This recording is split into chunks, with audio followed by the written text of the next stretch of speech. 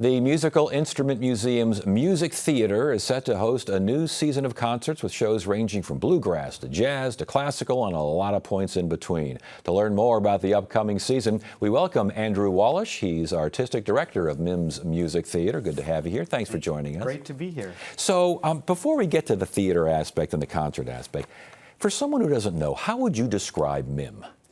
Wow. Well, MIM is so many things, but of course we are the world's only global musical instrument museum. So we have galleries literally in every country in the entire world. It takes hours and hours to really take in all of MIM, but we are principally a museum, but also we have this amazing concert venue as well. I was going to ask, was it always the plan to have a performance venue? Yes, although initially the theater was built to host more cultural events, dance kinds of things, Right. And over time it evolved into this premier concert venue where some of the greatest artists in the world like to come and perform when they're here in the Valley. Well, they do indeed. And the fall concert series, I guess everything's going. There's all sorts of people to talk about, including some celebrity, Jeff Goldblum and Kevin Bacon. They're going to appear with their bands, huh? Yeah, so we're really excited about the Bacon brothers, Michael and Kevin. They're both phenomenal musicians, but of course they're great entertainers.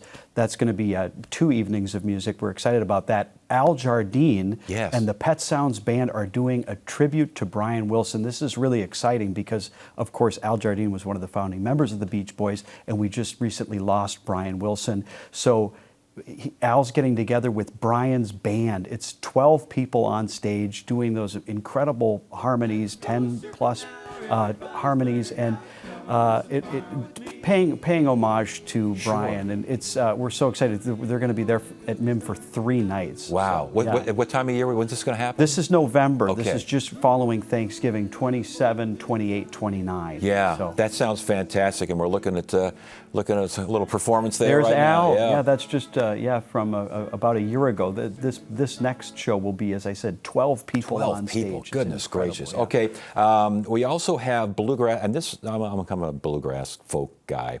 Jerry Douglas on dobro is like he's it. That's it. Unbelievable. One of the greats, as you said, in the world. And we just actually added a show, and it's not on sale yet. Okay. But we're really excited to have Jerry's incredible band at MIM. It's going to be a memorable night for sure. I'm also seeing Riders in the Sky. Oh, yes. What an entertaining group that is. Yes. Have you seen them? I've seen them. And if people aren't familiar, of course, they were in their music was in the movie Toy Story, so that's kind of one of their many claims to fame. But just America's favorite cowboy band. I mean, they're just so much fun. They're like Bob Wills and the Texas Playboys Part 2. Exactly. Texas swing and all that kind of stuff. Exactly. But then we got the King's Singers. Yes. A little elevated thing here. Yes, they formed in 1968 when they were in school together in the UK, and they've been together all this time. But of course, different iterations different singers have come in and out of the group, and they sing all different kinds of music, from pop to classical to folk songs.